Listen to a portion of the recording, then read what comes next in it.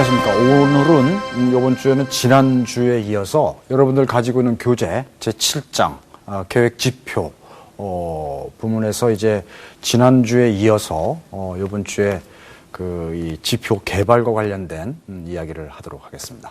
자, 오늘 강의 시간에 다루게 될 주요 내용을 먼저 살펴보도록 하겠습니다. 크게 두 주제를 이번 주에 강의 시간에 이제 말씀드리려고 그러는데요. 하나는 계획 지표를 개발하는 데 있어서 유의해야 될 사항들, 우리가 꼭 알아둬야 될 중요한 내용이 무엇인가 하는 점에 관해서 말씀을 드리고, 두 번째는 이 지표 통계를 일단 개발하고 나서 그것들을 어떻게 어디에 활용할 것인가 하는 문제. 다시 말씀드리면 이제 선택, 계획의 이 내용을 구성하고 있는 이 핵심적인 소위 이 문제 해결의 대안이 되는 것들, 그 중에서 이제 가장 바람직한 대안을 선택하는 데 있어서 일련의 그 과정을 거치게 되는데, 그러한 그 과정에서 계획 지표가 어떻게 활용될 수 있는가, 활용되고 있는가 하는 점에 관해서 확인하는 그러한 내용의 강의를 오늘 여러분들께 해드리고자 합니다. 자, 그럼 먼저 계획 지표를 개발하는 문제와 관련된 말씀을 먼저 드려보겠습니다. 이 계획 지표를 개발한다 할 때 가장 먼저 우리가 해야 될 일 가운데 하나가 이 기본적인 이 사회적인 관심 사항들, 그러니까 아주 이 중요한, 아주 그야말로 이 뺄 수 없는, 도외시할 수 없는 가장 기본적인 그런 사회적인 관심 사항들을 어떻게 선택할 것인가, 그걸 이제 선택하고 그거를 세분화시켜 나가는, 다시 말씀드리면 이제 지표라고 하는 것이 이 추상적인 하나의 이 계획 목표를 세분화함으로써 보다 더 구체적으로 이 현실 세계에서 측정하고 관찰 가능한 그러한 목표로 쪼개는 작업의 일환이라고 할 수 있는데, 그럴 때 이제 이 계획 목표로서 설정된 그런 추상적인 목표들을 이 현실 세계에서 이것을 측정하고 그것을 관찰함으로써 제대로 온 그 목표에 이를 수 있는 방법이 무엇인가 하는 것을 찾는 것인데요. 따라서 현실적으로 가장 중요한 목표로 정해놓은 것과 관련이 있는 가장 중요한 사람들이 관심을 가지게 되는 점들, 이런 것들을 이제 어떻게 찾아내고 어떻게 그것을 세분화시킬 것인가 하는 것이 이제 매우 중요한데요.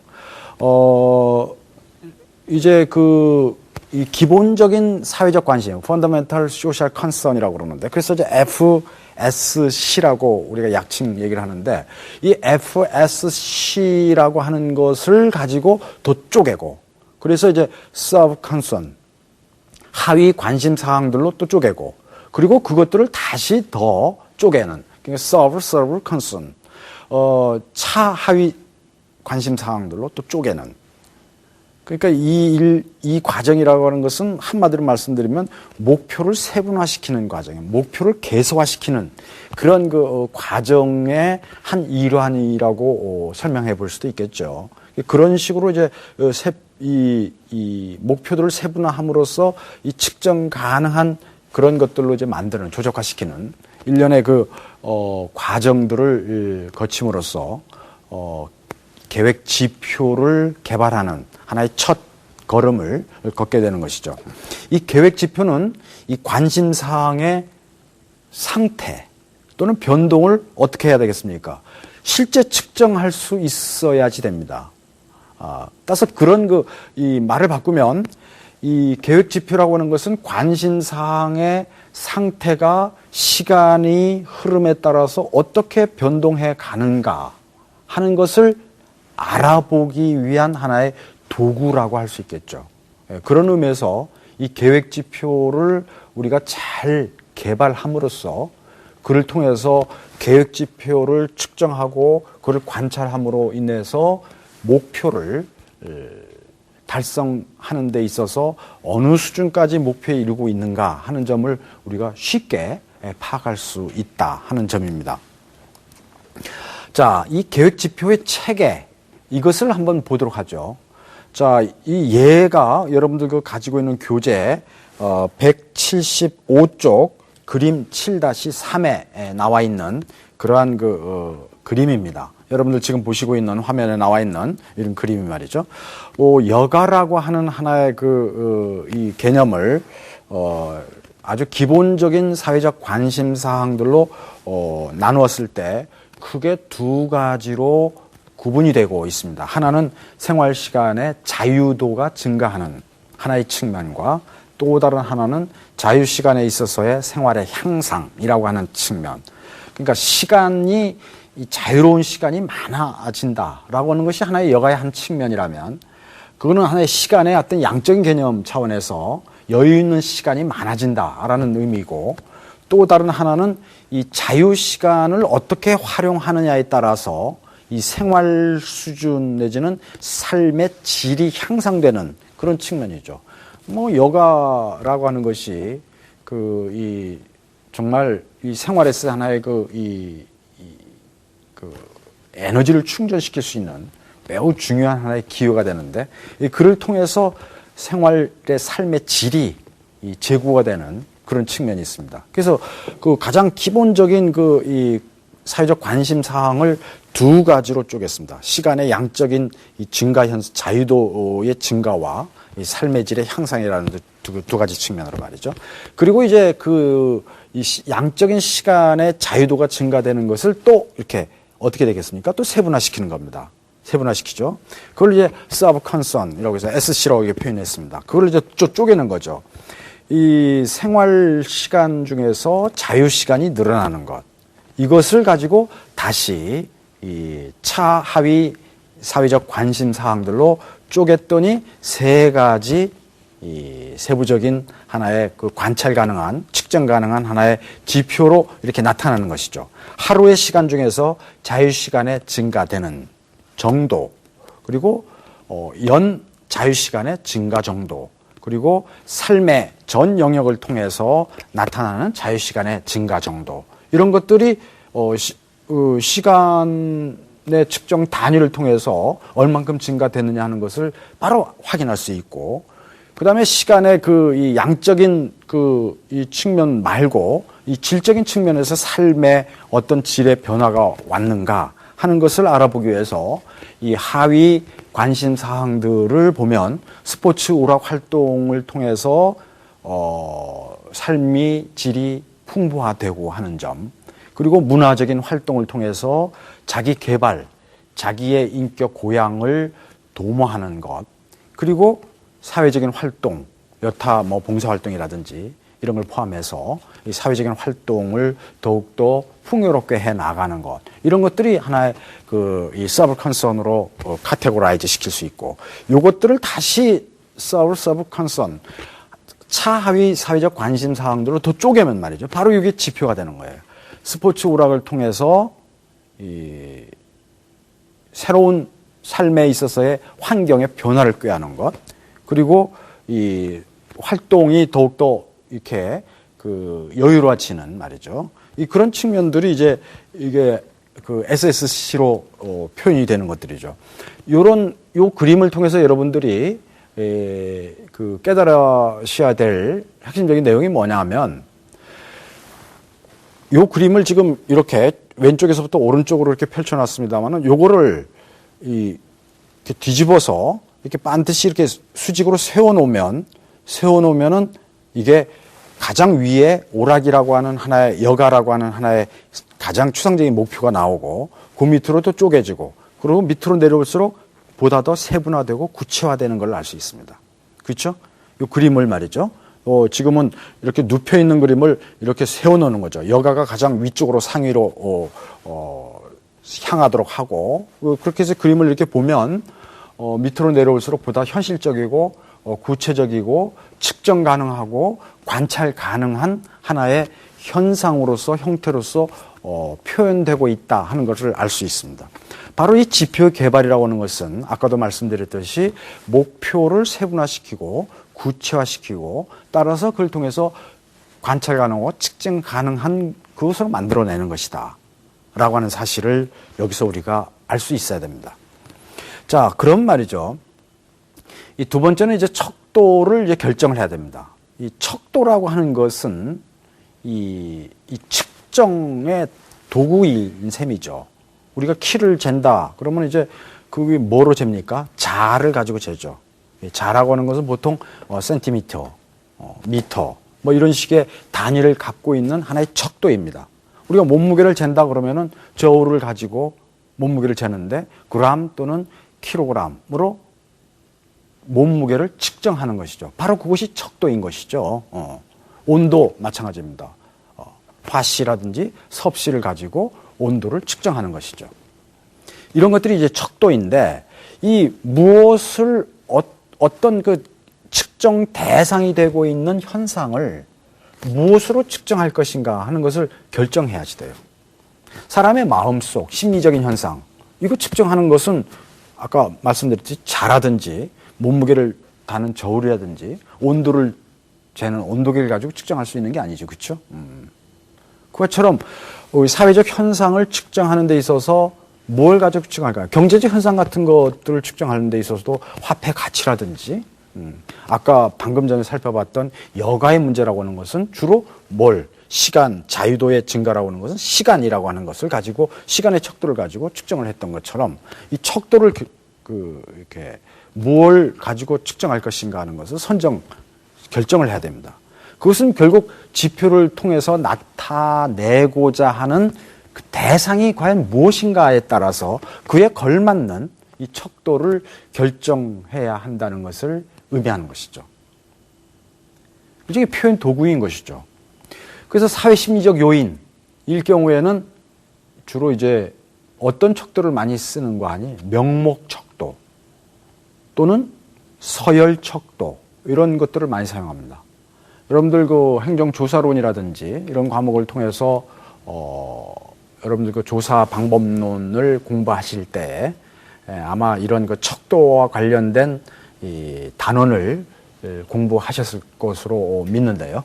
이 서열 척도라고 하는 것은 따라서 뭐 이 시간에는 이 척도 강의를 하는 게 아니기 때문에 길게 자세하게 설명드리지는 않겠습니다만 간단히 말씀드리면 서열 척도라고 하는 이 명목 척도라고 하는 것은 어떤 그 척도의 그 수치가 어떤 의미를 갖는 것이 아니라 하나의 어떤 대상을 지시하는 그러한 그 수준에서의 의미를 갖는 것이에요. 대표적인 게 그 명목 척도의 대표적인 예를 하나 들자면은 여러분들 그 축구 선수들 등 뒤에 백넘버 있죠. 백넘버. 그게 바로 명목 척도입니다. 그 백넘버를 보면 그 사람이 누구인지, 축구 선수가 누구인지를 금방 알 수 있어요. 여러분들 각자 이제 그 주민등록 번호를 가지고 있는데 주민등록 번호가 바로 이 명목 척도입니다. 그 다음에 이제 예를 들어서 무슨 이 명목 척도는 따라서 이 서열이라든지 그 어떤 질적인 측면들을 나타내는 게 아니라는 것이죠. 그러니까 1번인 선수와 예를 들어서 3번인 선수가 있다 할 때 3번인 선수가 1번 선수보다 실력이 3배가 더 좋다거나 그런 건 아니죠. 물론 그 반대의 경우도 마찬가지입니다만은 그런 의미로 쓰이는 게 아니라 1번 선수는 김아무개 선수, 3번 선수는 박아무개 선수 이런 식의 의미 이외에는 다른 의미는 없는 그런 이 척도가 바로 명목 척도입니다. 이 서열 척도는 뭐냐면 순서를 나타내는 순서의 의미가 함축되어 있는 척도를 말합니다. 사회 심리적 요인을 반영하는 그러한 현상 내지는 대상에 대해서 우리가 적용할 수 있는 척도는 명목 척도와 서열 척도가 있다 하는 것을 참고로 알아두시면 되겠습니다. 그 다음에 이제 지표를 개발하는 데 있어서 우리가 생각해야 될 것이 이 추상과 구체성의 그 단계입니다. 아까도 말씀드렸듯이 이 추상적인 목표를 조작적으로 정의를 해서 그것을 관찰 가능하고 측정 가능한 지표로 만들어내야 됩니다. 관찰 가능하고 측정 가능한 것으로. 따라서 그러기 위해서는 이 추상적인 목표를 조작적으로 정의를 해야지 돼. 조작적으로.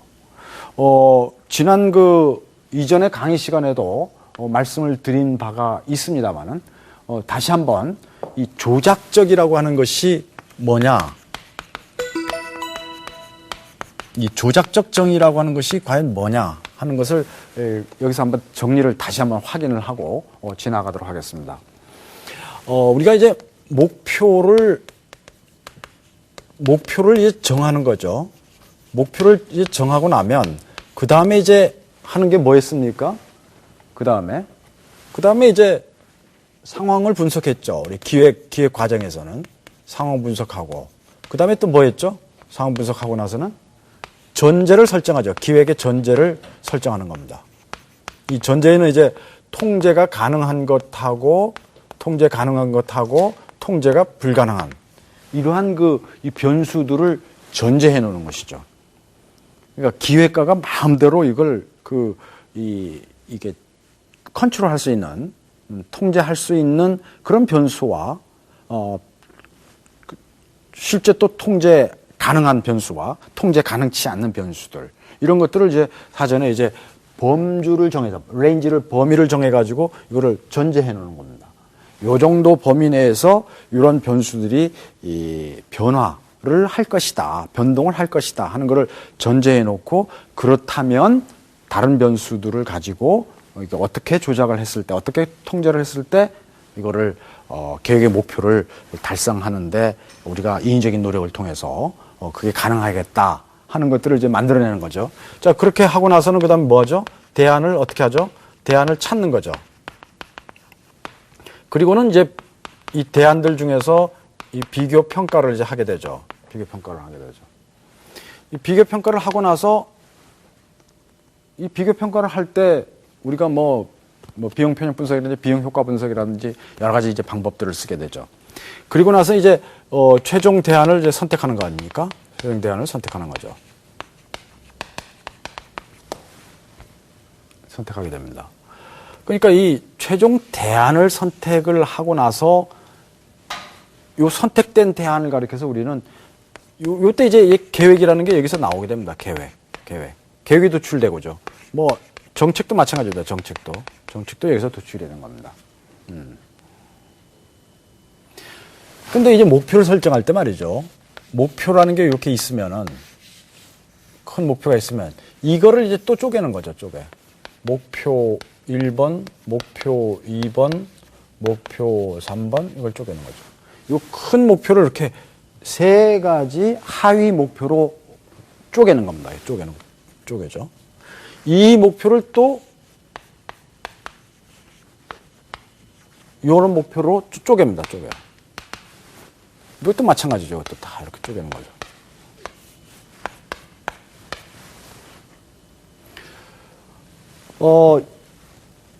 이것은 결국 뭐냐면 이 목표는 말이죠. 이 목표는 요 목표에 대해서 수단이 되고 있고, 그죠? 이것은 요거 수단에 대해서 뭐가 되고 있죠? 목표가 되고 있어요. 이건 이제 수단. 요런 수단들을 통해서 이 목표를 다 달성함으로써 목표 1에 이를 수가 있고, 이 1번, 2번, 3번의 목표를 다 달성함으로써 이 큰 목표에 이를 수 있다는 거죠. 방향이 이렇게 가는 거죠. 이렇게 가는 거죠.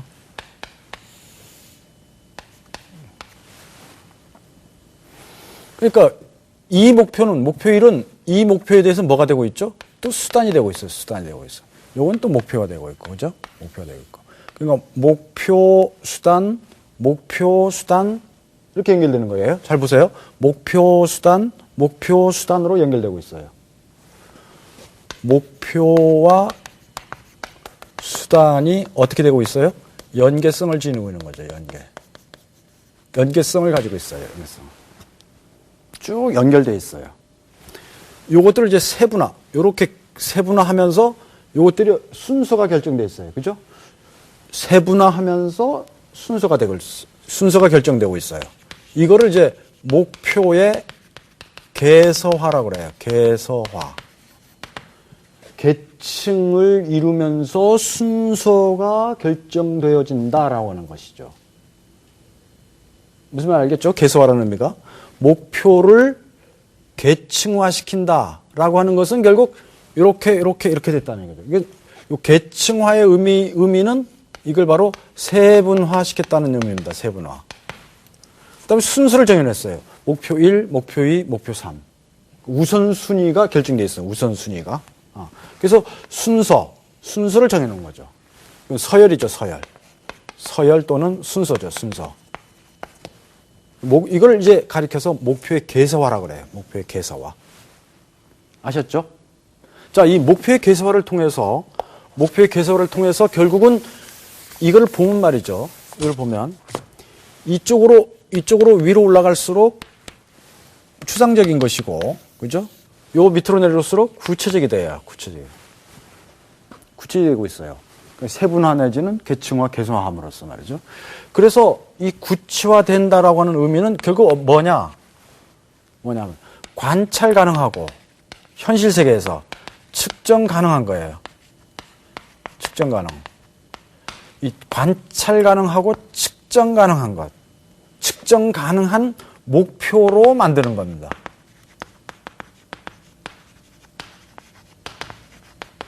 목표로 전환시키는 거예요.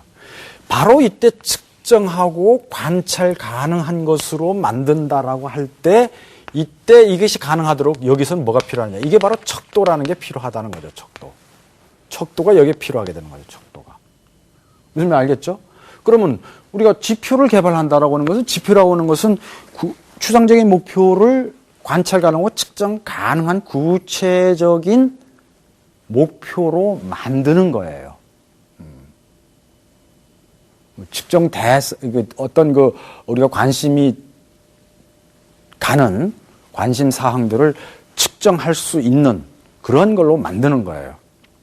그래서 그러기 위해서는 추상적인 목표를 조작적으로 정의한다는 거죠. 이때 조작적이라는 의미가 바로 아까 방금 얘기했듯이 관찰 가능하고 측정 가능하고요. 관찰 가능하고 측정 가능한 것으로 개념을 어떻게 한다는 겁니까? 개념의 뜻을 정한다라는 의미예요. 이때 이 정의라는 의미는 좀 더 엄밀한 의미에서 말하면은 뜻을 정한다라고 하는 그런 사전적 의미 이외에 그 범위가 뜻이 넓은 뜻을 가질 수도 있고 좁은 뜻을 가질 수도 있는데 그 뜻의 범주를 경계를 이렇게 설정한다라는 의미가 있어요. 정의라는 의미는 말이죠. 그래서 관찰하고 측정하는 이 수준도 있을 수 있는데 그에 따라서 관찰하고 측정 가능한 하나의 수준으로 그 개념을 새롭게 설정한다라는 의미입니다. 조작적으로 정의한다는 것은 말이죠. 그에 따라서 우리가 어떤 지표를 개발한다라고 하는 것이 실질적으로 추상과 구체성의 관계에 있어서 이 추상적인 목표를 조작적으로 정의함으로써 이것이 이 측정 가능한 하나의 이 지표로 나타낼 수 있어야 된다라는 거예요. 그게 성과 지표라고 보통 우리가 지난 시간에 우리가 공부했던 그런 것들이죠. 예를 들어서 이제 복지라는 개념을 보면 이게 과연 사회적 개념인가, 경제적인 개념으로 표현할 것인가, 여러 가지 논란이 있을 수 있어요. 그죠? 단기적인 그런 관점에서 복지를 측정할 것인가, 아니면 장기적인 그런 그 기간을 설정해 놓고 거기서 나타나는 복지적 현상의 변화를 측정할 것인가, 아니면 경제적 복지와 관련해서는 실업률을 가지고 경제적 복지의 한 측면을 우리가 나타낼 것인가, 아니면 고소득의 소득 수준 가지고 경제적 복지를 나타낼 것인가. 이게 사실 이게 논란이 있을 수 있고 소위 악유가 될 수 있는 그런 부분인데 이것들을 이제 기획가는 이거 판단을 내리고 선택을 해야 됩니다. 이런 것들도 말이죠. 무엇을 어떤 측면을 가지고 이것을 측정할 것인가. 그러니까 이 경제적 복지라는 추상적 개념을 구체적으로 측정한다 할 때 실업률의 저하로 볼 것인가, 고소득 현상을 가지고 측정할 것인가. 그러니까 소득일 경우에는 뭘까요? 소득일 경우에는 경제적 화폐라는 그 가치, 이 척도를 가지고 측정할 것이고, 실업률이라고 하는 것은 비율 가지고 100% 100분위 그 퍼센테이지를 가지고 측정을 하게 되겠죠. 단위가 말이죠. 자, 그러면 이제 이 계획 지표의 그 개발과 관련해서 우선 그 계획 지표라고 하는 것은 우선 계량화가 가능해야지 돼요. 아까도 계속 반복해서 말씀드립니다만은 이 지표를 개발하는 궁극적인 목적이 추상적인 목표에 그 우리가 도달하고 있는가, 얼만큼 어떻게 도달하고 있는가 하는 그 이 인위적인 노력의 결과를 성과를 우리가 확인하기 위함이 있기 때문에 결국은 이제 측정 가능한 객관적인 이 계량적 단위로 기술할 수 있어야 된다라고 하는 점이 이제 계획 지표를 개발하는 데 있어서 우리가 꼭 염두에 둬야 될 아주 중요한 지표의 성격이다. 이렇게 말씀드릴 수 있습니다. 두 번째는 이제 가법성입니다. 가법성이라고 하는 것은 이것을 이제 더해질 수 있다는 거죠. 덧셈으로 표현될 수 있어야 된다는. 개별적인 그 요소 지표들, 여러 그 이 지표들이 복합적으로 총합이 가능해야 되는 것이죠. 아까 그 칠판에서 설명을 드렸습니다만은 이런 것들을 보면 말이죠. 이것들이 바로 뭐죠? 요 수단들, 요 수단들의 각각의 성과 지표들이 합해졌을 때 뭐가 돼야 되죠? 요 목표 1의 성과를 나타낼 수 있어야 된다. 이런 얘기예요. 이게 얼만큼 목표가 달성됐느냐 여부를 알아내기 위해서는 요것들이 얼만큼 달성되어 있는가를 실제 측정할 수 있어야 되고, 계량화시킬 수 있어야 되고, 이것들을 전부 더해야지 요 목표를 달성할 수 있다. 달성의 정도로 확인할 수 있기 때문에 요 골 1, 2, 3, 4 경우에는 덧셈이 가능하다. 가법성을 가지고 있어야 된다라고 하는 그런 의미입니다. 자, 이해가 되십니까? 계량화, 그다음에 가법성. 세 번째는 덧셈뿐만 아니라 지표의 이 성과 지표의 내용들을 더하는 것뿐만 아니라 이거를 이 분해를 할 수 있어야 돼요. 전체의 이 체제에 적용되는 이 측정치가 하위 체제에도 그대로 적용할 수 있어야 되는 그런 그 분해 가능성, 이런 것들이 이제 계획 지표가 가져야 되는 속성이죠. 또 하나는 이 두 가지가 또 있는데요. 또 하나는 이제 전이성입니다. 전이성. 한 체제에 적용된 측정 방법을 가지고 같은 단위로 다른 체제에서 그것을 적용했을 때 그 측정 방법이 그대로 적용될 수 있어야 된다는 것이죠. 지표, 이거는 왜냐면은 한 체제, A라는 체제에 적용된 측정 방법을 가지고 나타난 그 체제에 대한 평가, 성과 평가의 결과를 가지고 다른 체제와 비교하려고 하면 어떻게 될까요? 여기에 적용됐던 측정 방법이 이 체제에도 그대로 적용되어서 그 체제에서 나타난 성과를 비교할 수 있어야 되는 것이죠. 따라서 이 측정 방법이 소위 그 다른 쪽에도 적용 가능한, 소위 이 호혜적인, 상호적인 그 적용 가능한 그런 그 측정 방법이 돼야 되기 때문에 계획 지표의 소위 그 속성 중에 바로 지금 말씀드린 이 전이성이라고 하는 것이 매우 중요한 하나의 속성이 되겠다는 것이죠.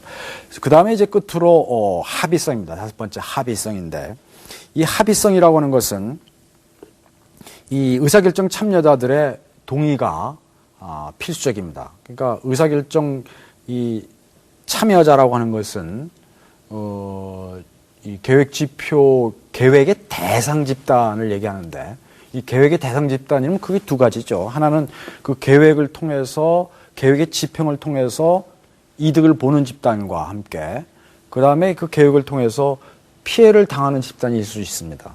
그죠?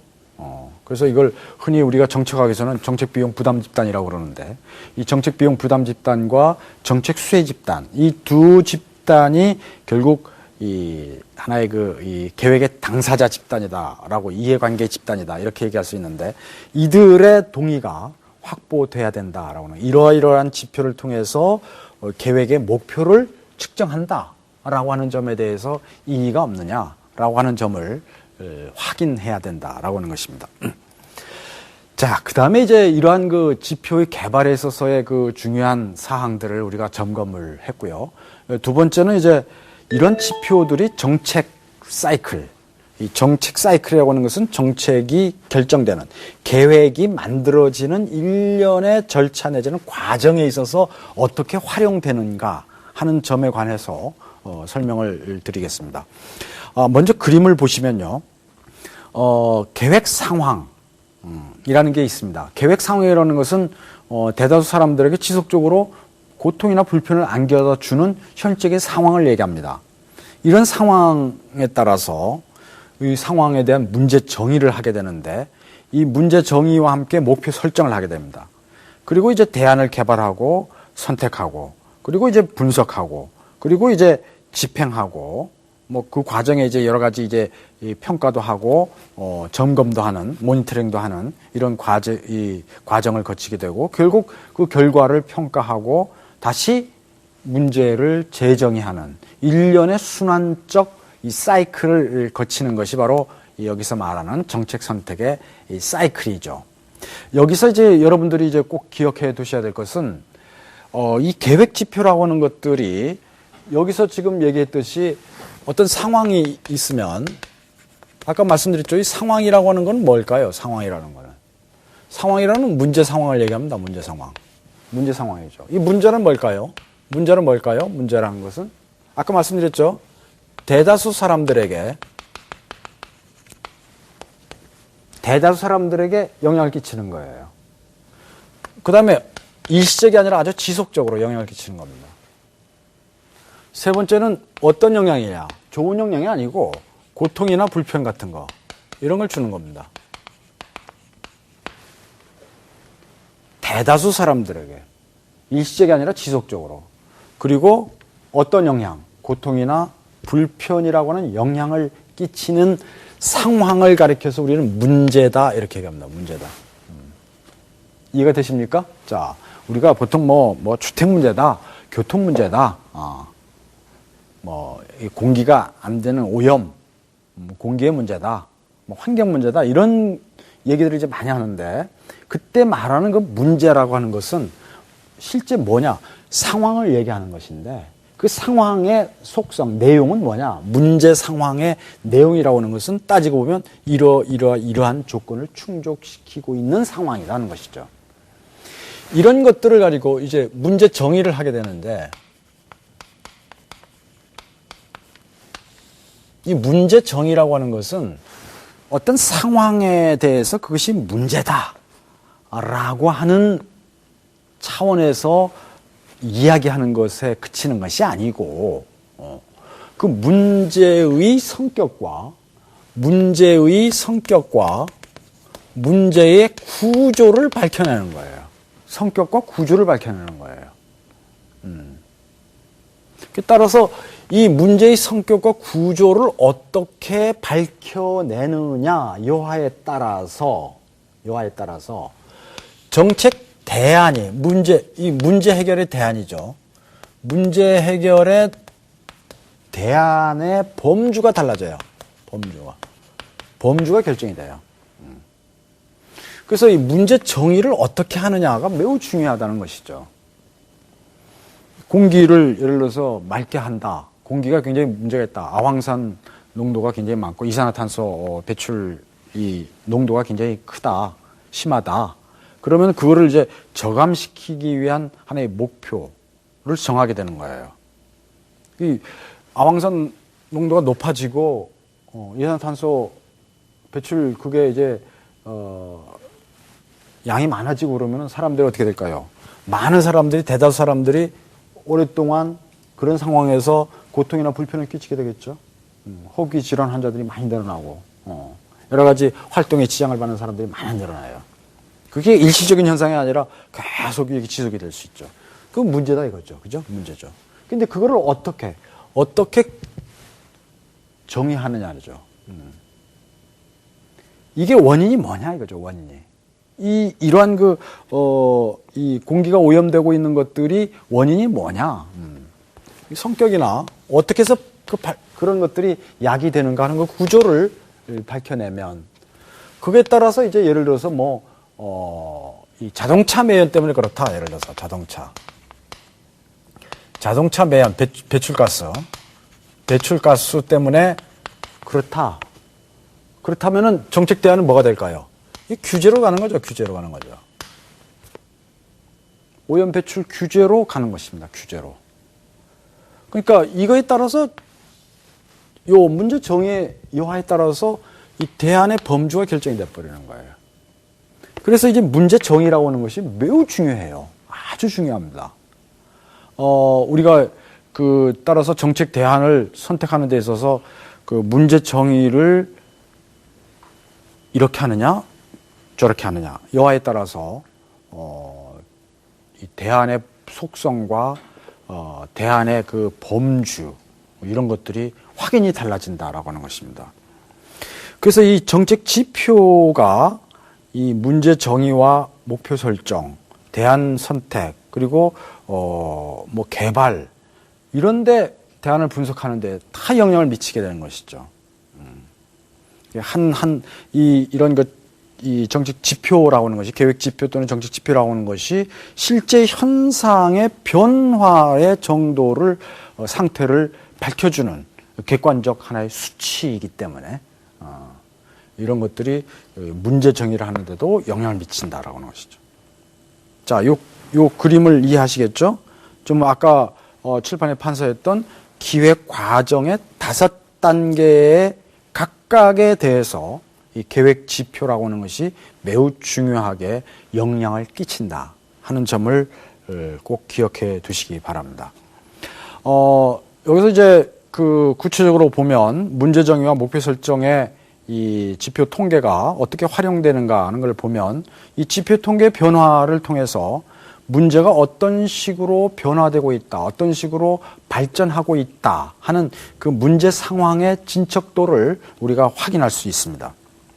시계열적인 자료를 통해서도 우리가 확인할 수 있는 것이고 말이죠.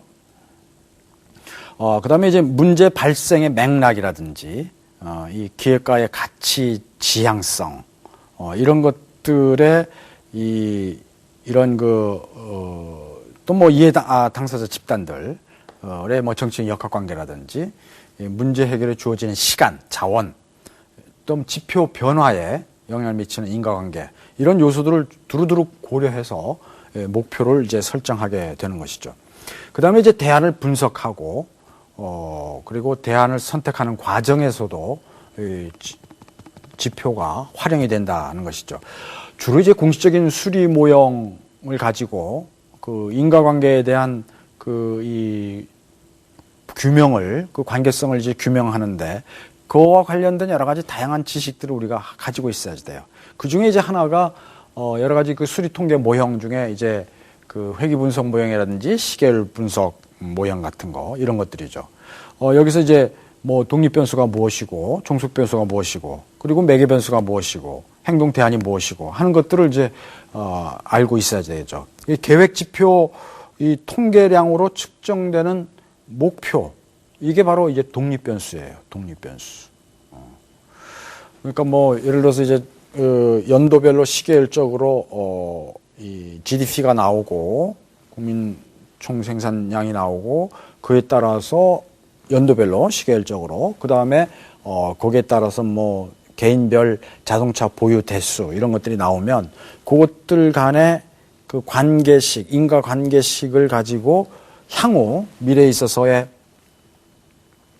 예를 들면 이제 소득이 4만 불, 그래서 5만 불 이런 식으로 증가했을 때 자동차가 얼만큼 늘어날 것인가 하는 그 자동차 보유 대수를 우리가 예측하고자 할 때, 확인하고자 할 때, 바로 그것이 바로 이 Y값으로서의 독립변수를 얘기하는 것이에요. 그 다음에 이제 정책 목표에 유효하게 영향을 미친다라고 하는 경험적 판단을 토대로 해서 행동 대안들을 이제 선택을 하고, 뭐 여기서 선택하는데 여러 가지 기준들이 많이 있죠. 우리가 이미 앞에서 다 살펴본 그런 내용들입니다.